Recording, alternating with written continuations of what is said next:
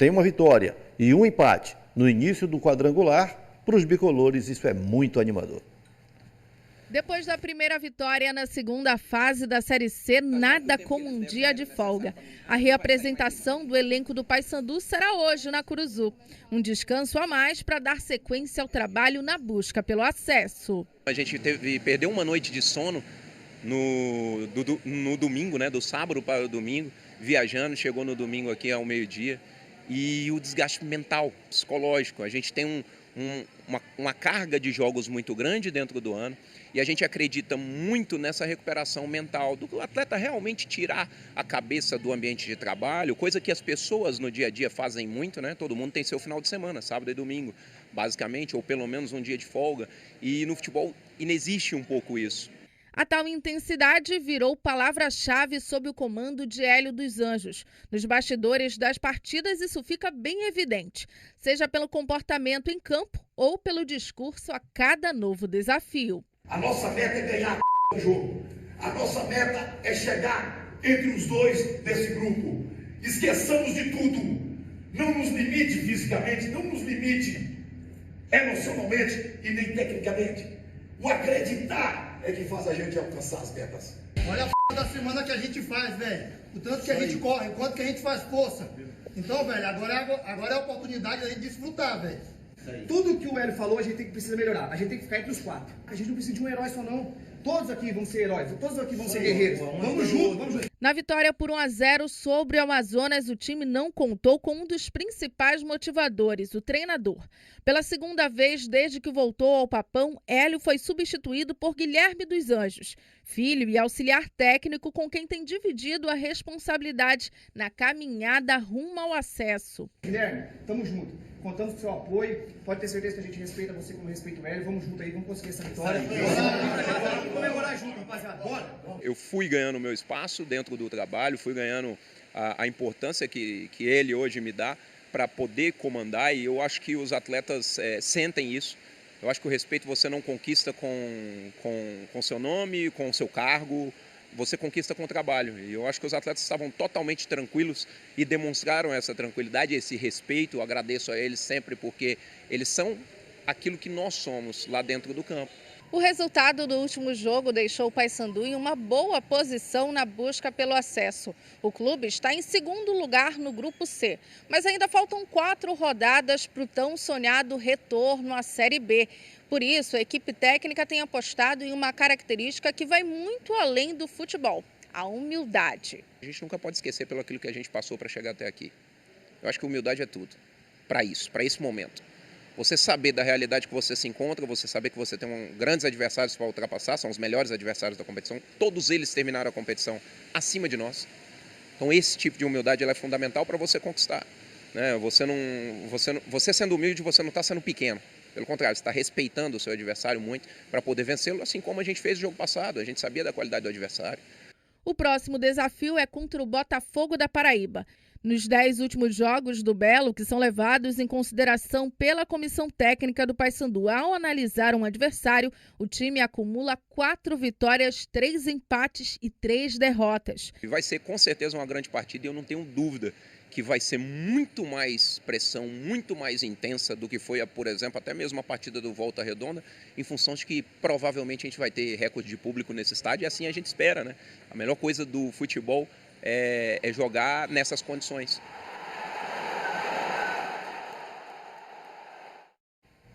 Bom, então o clima está formado, o ambiente está formado para domingo, e quando a gente ouve aí o Guilherme, o auxiliar técnico que foi o comandante do Paysandu em campo lá em Manaus, sobre a conduta da equipe do Paysandu dentro desse quadrangular, é algo muito verdadeiro. De fato, o Paysandu absorveu, eu digo os atletas, né? Eles absorveram bem o que é esse quadrangular. O time não tem jogado bem, o Paysandu não jogou bem contra o Volta Redonda, o Paysandu não jogou bem contra o Amazonas, mas foi muito valente. É a transpiração, né? É o momento de decisão, é o momento da imposição. E aí o Paysandu está trazendo esse espírito de decisão para a reta decisiva, que é o que na realidade acaba prevalecendo, né? A questão do desempenho ela é sempre importante. Se a equipe tiver desempenho e o resultado positivo, isso é o ideal sempre. Mas no momento em que o desempenho não está dentro do potencial, que o Paysandu tem potencial para jogar mais do que jogou contra o Volta Redonda e aí mesmo contra o Amazonas, mas fez o resultado lá no Amazonas e em Belém frustrou parcialmente a torcida, mas enfim, recuperou o moral e o reflexo disso, Márcio, a gente vai ver domingo no Mangueirão. O Paysandu anuncia ser um grande sucesso de venda de ingressos, mais de 20 mil ingressos já vendidos, um lado do estádio, que é o lado atualmente arquibancada lado B, né? Torcida, que é o lado B. Não tem mais ingresso, né? Não, acabei de ver aqui no site, não tem mais ingresso. Então você percebe por aí que todos os indicativos são de casa superlotada, de novo recorde de público no Campeonato Brasileiro da Série C. Até agora o recorde é do Remo, com 31 mil ingressos vendidos no jogo contra o Figueirense, mas nós vamos ter essa marca superada, pelo que está muito claro, no próximo domingo. Ainda é terça-feira ainda, né, Ferreira? Faltam muitos dias até o jogo, né? Estamos na terça-feira, né? Então, e aí o Paysandu prepara, quando eu falo Paysandu, fala a torcida, né? Sim. Prepara uma grande festa para domingo, que só vai agora precisar do complemento da equipe, né? Exatamente. O jogo às 4 da tarde é a equipe em campo. Até pelo seguinte, se o Paysandu ganhar do Botafogo, vamos raciocinar aqui dentro da classificação do grupo. O Volta Redonda tem 4 pontos, o Paysandu tem 4 pontos, o Botafogo tem 3, o Amazonas 0. 2 deles avançam, passam, sobem para a Série B. Se o Paysandu ganhar do Botafogo, que é um concorrente direto, porque a gente hoje visualiza 3 times brigando por 2 vagas, né? O Amazonas já vai ficando de lado. O Botafogo é o terceiro, com 1 ponto a menos que o Paysandu e o Volta Redonda. Se o Paysandu ganha do Botafogo, ele abre 4 pontos para o Botafogo. E vai jogar o próximo jogo contra o Botafogo na Paraíba, né? Contra o Botafogo na Paraíba, mas o ponto onde eu quero chegar é o seguinte, a projeção é 10 pontos, acesso. O Paysandu tem 4. Se ele ganha do Botafogo, ele vai a 7. Falta uma vitória, né? Aí ele pega o Amazonas em Belém, em tese, pega o Amazonas já eliminado da briga pelo acesso, em tese, porque o Amazonas ainda não está fora da disputa. O Amazonas joga contra o Volta Redonda em casa na próxima rodada, né? Exatamente. E estreando um novo técnico, inclusive, Isso, demitiu o Lacerda e contratou o Luizinho Vieira, que, enfim, estreia neste domingo contra o Volta Redonda. Então, o jogo contra o Botafogo tem isso aí. O Paysandu chega aos 7 pontos, ele fica a 3 do acesso, com 9 a disputar. Fica numa condição muito privilegiada para o maior objetivo do clube na temporada. É isso, os ingressos ainda à venda, né? No site ge.globo.pa você pode ter acesso aí como e onde comprar esses ingressos para o jogo de domingo. Agora, Ferreira, o destaque é o Remo que está aí com um profissional, né? Sem jogos oficiais até o final do ano, mas hoje a gente fica de olho no Sub-20, a galera do Sub-20 fazendo bonito na Copa do Brasil, né? O Remo contra o Grêmio de Porto Alegre vai disputar a passagem para a semifinal dessa competição. Vamos lembrar 2013, que o Remo teve aquela grande campanha nessa mesma Copa do Brasil Sub-20, e na semifinal o Remo foi eliminado pelo Criciúma, depois de ter eliminado o Vitória e o Flamengo da competição.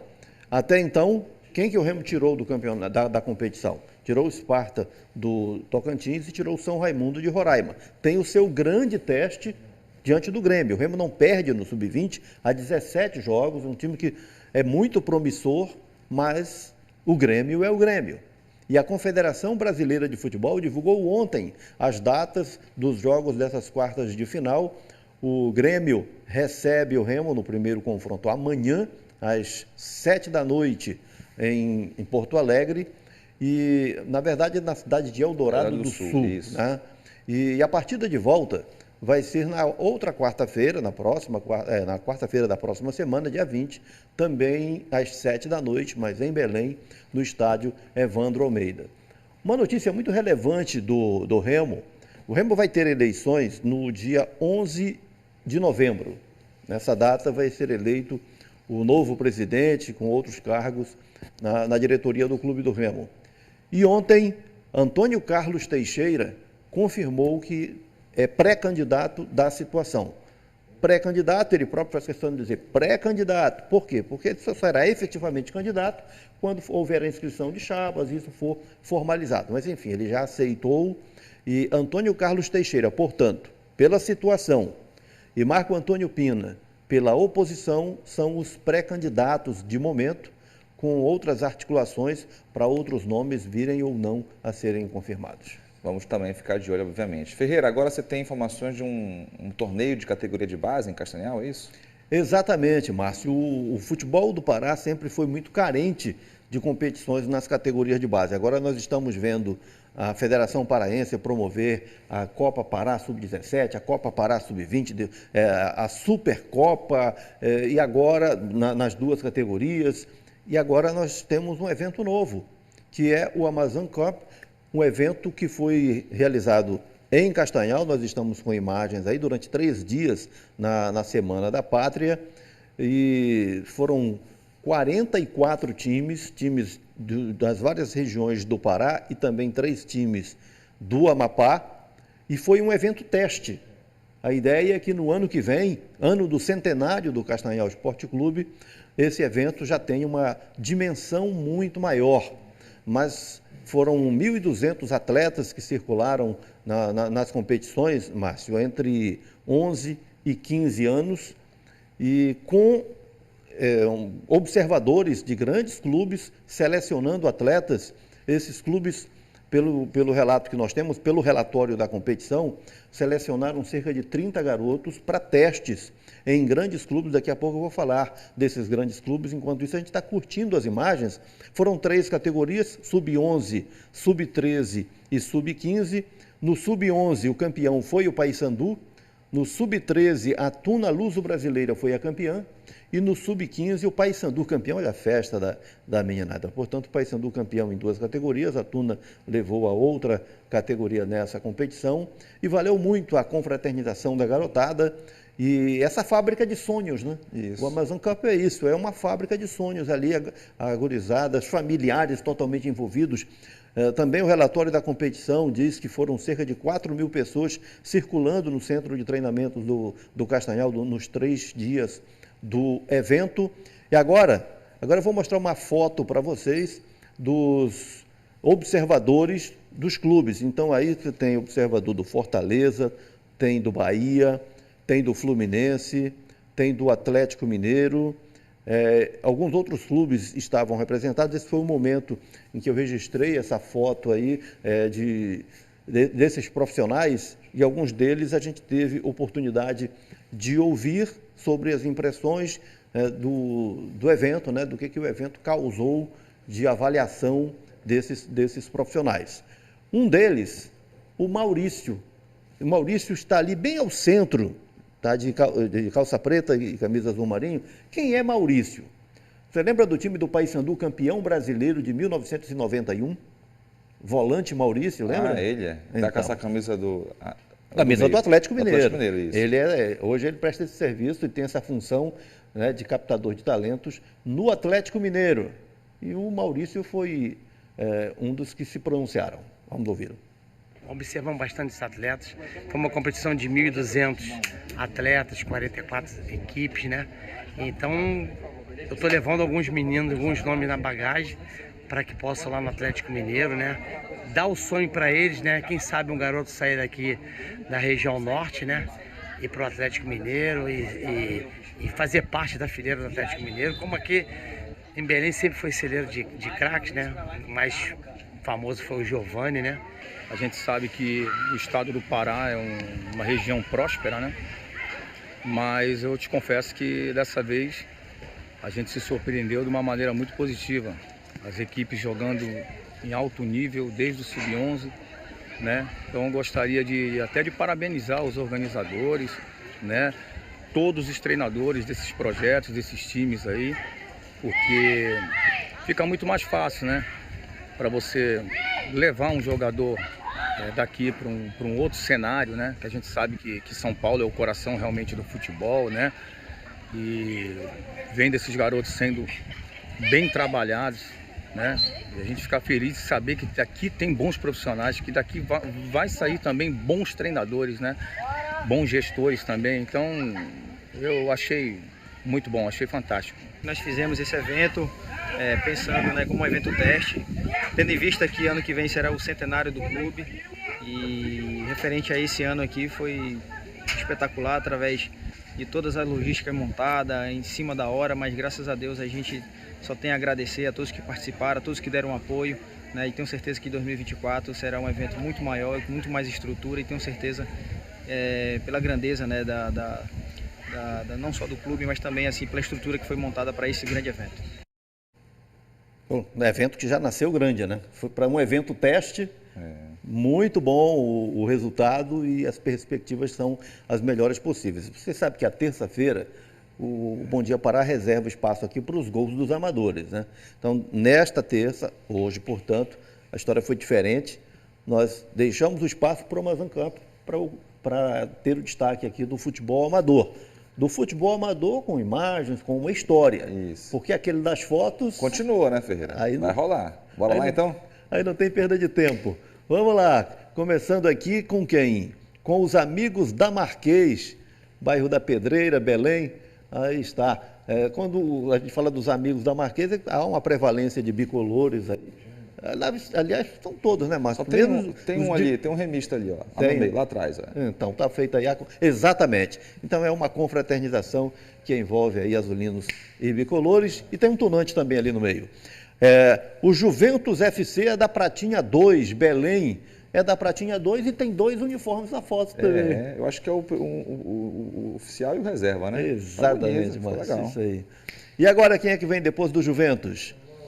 Projeto MJF, Mulher Joga Futebol, é do bairro do Jurunas, aqui em Belém. Aí estão as meninas na escolinha desse projeto de futebol no bairro do Jurunas. De novo elas, Márcio. Olha aí. Meninas da Vila, Comunidade Meruim, Santa Isabel do Pará. Aí estão elas. E ali ao centro, acho que está rolando o aniversário de alguém aí, né? O bolo está garantido lá, o refrigerante. Tá ali. Bacana. Então tá bom. E agora? União da Cremação, Belém. Aí está o União do bairro da Cremação, aqui da capital.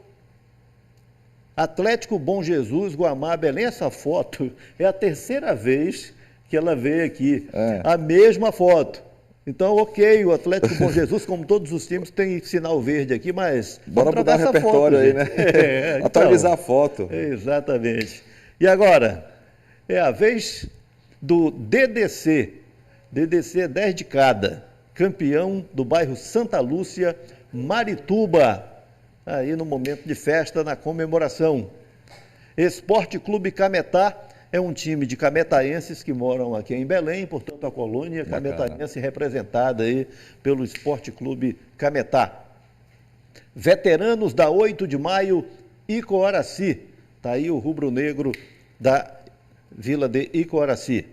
Flamengo e Botafogo, rivais do Jurunas, Belém, aí juntos em momento de confraternização, rubro-negros e alvinegros lá no bairro do Jurunas. E assim a gente fecha aqui o desfile dos amadores. Bacana. Nas fotos do BDP. Amanhã tem mais. Ferreira, hoje tem seleção em campo, né? A seleção que esteve aqui semana passada em Belém, foi aquela festa, né? Foram dias em que as pessoas chegaram perto dos jogadores no hotel. Pois é, mas... Só que muita gente não conseguiu ir ao estádio, né? Às vezes por uma questão financeira, ingresso caro, mas é aquela coisa, cada um se vira do jeito que pode, né? Mas antes de entrar nesse assunto, uma perguntinha. Você já fugiu de casa, diz aí. Sim, claro. Com certeza. Quando era criança, então, né? Eu também, quando eu era pequeno. Quando eu era pequeno, né? Quando eu era pequeno... Mas não continua mais pequeno, né? Pois é. Tudo a ver aqui, tá? Essa pergunta com a história que a gente vai contar em mais detalhes, ainda hoje aqui no Bom Dia Pará. Eu vou apenas antecipar para vocês aqui, né, um aperitivo dessa história que é ótima, do garoto que viu sim o jogo da seleção brasileira. Ele não só é fujão, ele não é apenas fujão. Ele é sortudo também, né? Ele é entrão também, ele é penetra também. E ótima história do Vitinho. Vamos antecipar alguma coisa aqui para vocês. O Elton, o pai do Vitinho, bem que tentou comprar os ingressos da partida. Quando eu abri a venda dos ingressos, eu não tinha o valor no momento. Aí, quando eu consegui o valor, já tinha esgotado já os ingressos, entendeu? Quando foi no dia do jogo, ele me pediu para ir pro estádio, só que ele disse que ia com os amigos. Eu falei que não ia deixar ele ir com ninguém.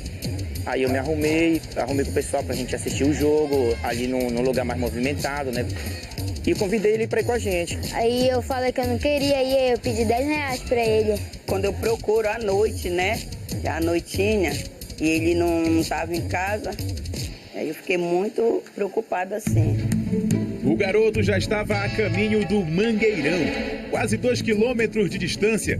Aí nisso que ele entrou, eu já corri, larguei ele de mão, corri e entrei pra lá. Fiquei lá atrás do banco de reserva da seleção brasileira. E assim Vitinho se uniu a mais de 44 mil torcedores. Mais uma vez, Neymar Júnior é o nome da emoção. Então, depois a gente vai mostrar melhor que essa história acabou muito bem, mas não é exemplo para ninguém. É verdade. Né? Na verdade, é algo que deve valer aqui como alerta para os pais, com muito mais cuidado, para a reflexão da criançada também, porque esse negócio de fugir de casa nunca é bom. Você falou, poderia ter dado errado. Que bom que não deu errado, né? Ele conseguiu, enfim, mas realmente é importante sair com os responsáveis de casa. Então daqui a pouco você traz essa história, Ferreira, combinado? Fechado. Valeu, Ferreira. Valeu. Agora, às 7 horas, 8 minutos, olha só, um princípio de incêndio no Hospital Municipal de Santarém nesta... Bom dia, Pará de volta, 8 horas e 4 minutos. Ferreira, estamos com o esporte novamente. Uma discussão muito atual do futebol é a transformação do futebol dos clubes em empresa. E ontem teve uma palestra sobre esse assunto aqui em Belém, né? Exatamente. Márcio, qual é o padrão? É o clube associativo. No clube associativo, você tem lá conselho, tem Assembleia Geral, tem conselho deliberativo, tem o conselho diretor. Na Assembleia Geral, os sócios, eles não são contemplados com lucros, porque eles não são investidores, eles são partícipes, mas não são investidores, não tem esse retorno. Enfim, o clube associativo não tem a finalidade do lucro. Esse é o padrão aqui dos nossos clubes e da grande maioria dos clubes no Brasil. SAF, Sociedade Anônima do Futebol, aí a história muda. O futebol vira uma empresa, há investidores, esse futebol ele tem a finalidade do lucro e o investidor pode ter retorno. Essa é a grande diferença.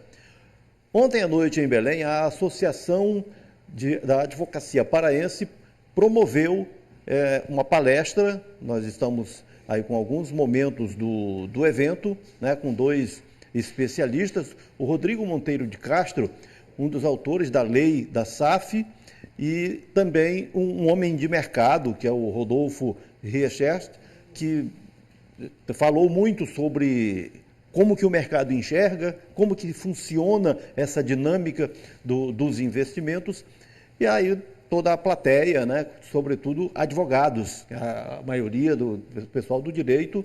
Esse é o Rodolfo, que é esse profissional de mercado, né, que trouxe essa visão, e o doutor Rodrigo, 2 advogados que foram os palestrantes nesse evento de ontem à noite.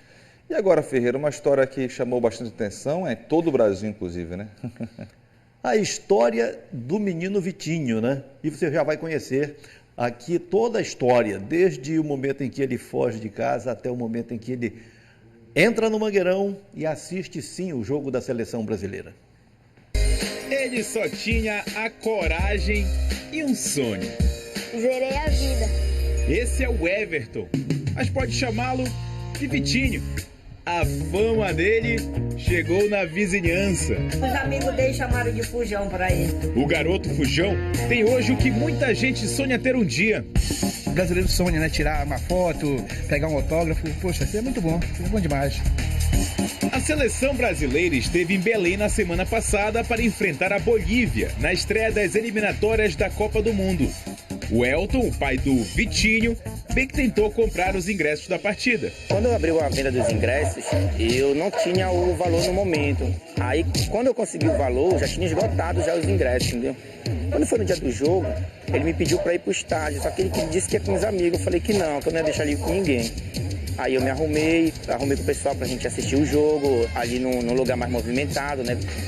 E convidei ele pra ir com a gente. Aí eu falei que eu não queria ir, eu pedi 10 reais pra ele. Quando eu procuro à noite, né? À noitinha, e ele não estava em casa, aí eu fiquei muito preocupada assim. O garoto já estava a caminho do Mangueirão, quase 2 quilômetros de distância. Um dos objetivos do plano do Vitinho era chegar até aqui, a um dos portões que dão acesso às arquibancadas do Mangueirão. Mas para que as coisas dessem certo, era preciso a contribuição de adultos e também muita sorte. Eu pedi pro cara lá, ele falou pra mim ir, ele chegou lá, é meu filho. Aí nós chegamos, eu passei lá, né, por baixo da catraca. Eu não tava deixando ele entrar. Aí a mulher chamou os guardas falaram pra ele entrar, né, pra deixar ele entrar. Aí nisso que ele entrou, eu já corri, larguei ele de mão, corri e entrei pra lá. Fiquei lá atrás do banco de reserva da seleção brasileira. E assim Vitinho se uniu a mais de 44 mil torcedores. Mais uma vez, Neymar Júnior é o nome da emoção. E depois da goleada por 5-1... Eu gritei, Richarlison, uma foto, por favor. E um monte de gente aqui atrás de mim, eu abraçando ele. Por favor, uma foto. Aí eu puxei meu celular aqui e dei pra ele. Ele abriu assim, bateu uma foto comigo e autografou minha camisa. Aí eu mandei logo mensagem pra ele, pai, eu fui no jogo da seleção. Aí eu tirei foto com o Richarlison, ele mandou uma carinha assim, né, tipo, que não tava acreditando que.